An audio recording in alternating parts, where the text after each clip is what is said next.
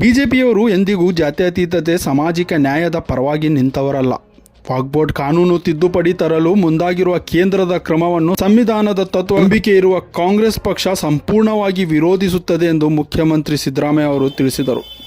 ಅವರು ಇಂದು ಮೈಸೂರಿನ ವಿಮಾನ ನಿಲ್ದಾಣದಲ್ಲಿ ಕೇಂದ್ರ ಸರ್ಕಾರದ ವಕ್ಫ್ ಬೋರ್ಡ್ ತಿದ್ದುಪಡಿ ಬಿಲ್ ತರುತ್ತಿರುವ ಬಗ್ಗೆ ಪ್ರತಿಕ್ರಿಯೆ ನೀಡಿ ಮಾಧ್ಯಮರೊಂದಿಗೆ ಮಾತನಾಡಿದರು.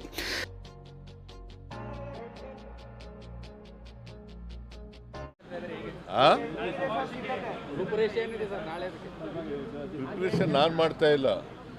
ನಮ್ಮ ಎಲ್ಲ ಜಿಲ್ಲಾ ಪಕ್ಷದವರು, ಸಿಟಿ ಪಕ್ಷದವರು, ಮಾದೇವಪ್ಪ, ವೆಂಕಟೇಶ ಮತ್ತು ನಮ್ಮ ಅಧ್ಯಕ್ಷರುಗಳು ಚಾಮರಾಜನಗರ, ಮೈಸೂರು ಸಿಟಿ, ಕೊಡಗು, ಮಂಡ್ಯ ಅವರೆಲ್ಲ ಮಾಡ್ತಾ ಇದ್ದಾರೆ.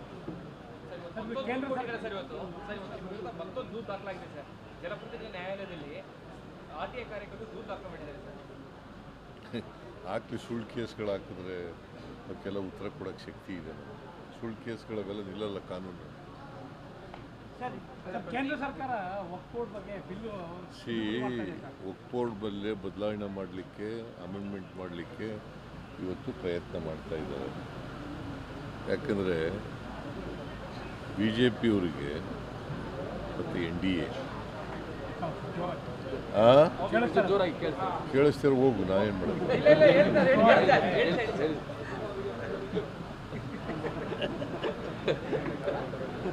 BJPಯವರಿಗೆ, NDA ಅವರಿಗೆ ಅಲ್ಪಸಂಖ್ಯಾತರ ಮೇಲೆ ಕೋಪ ಇದೆ.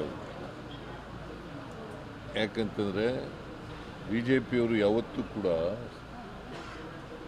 ಜಾತ್ಯತೀತದ ಪರವಾಗಿರ್ತಕ್ಕಂಥದ್ದು, ಸೆಕ್ಯುಲರಿಸಮ್ ಪರವಾಗಿಲ್ಲ, ಅವರು ಸಾಮಾಜಿಕ ನ್ಯಾಯದ ಪರ ಇಲ್ಲ. ಮೊದಲಿಂದಲೂ ಕೂಡ ಅವರು BJPಯವರು they are known as communal ಪಾರ್ಟಿಯವರು. ಸೊ ಹಾಗಾಗಿ ಅವರು ಜಾತ್ಯತೀತ ತತ್ವದಲ್ಲಿ ನಂಬಿಕೆ ಇಲ್ಲದೆ ಇರತಕ್ಕಂಥ ಜನ. ಈಗ ಕನ್ವರ್ಷನ್ ಬಗ್ಗೆ ಕಾನೂನು ತಂದವರು ಯಾರು? ಅವರೇ ಅಲ್ವಾ BJPಯವರು?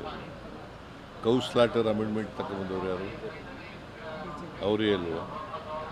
ಇದನ್ನು ಹಂಗೆ ಮಾಡಲಿಕ್ಕೆ ಪ್ರಯತ್ನ ಮಾಡ್ತಾ ಇದ್ದಾರೆ.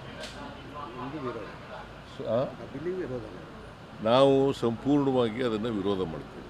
ಸಂವಿಧಾನ ನಂಬಿಕೆ ಇರ್ತಕ್ಕಂಥ ನಾವು, ಸಂವಿಧಾನದ ಪ್ರಕಾರ ಎಲ್ರಿಗೂ ಸಮಾನ ಅವಕಾಶಗಳಿದೆ. ಮತ್ತು ಅವರ ಪರ್ಸನಲ್ ಬಗ್ಗೆ ಇಂಟರ್ಫಿಯರ್ ಆಗೋದಿದೆಯಲ್ಲ, ಇಟ್ ಈಸ್ ಆಂಟಿ ಕಾನ್ಸ್ಟಿಟ್ಯೂಷನಲ್.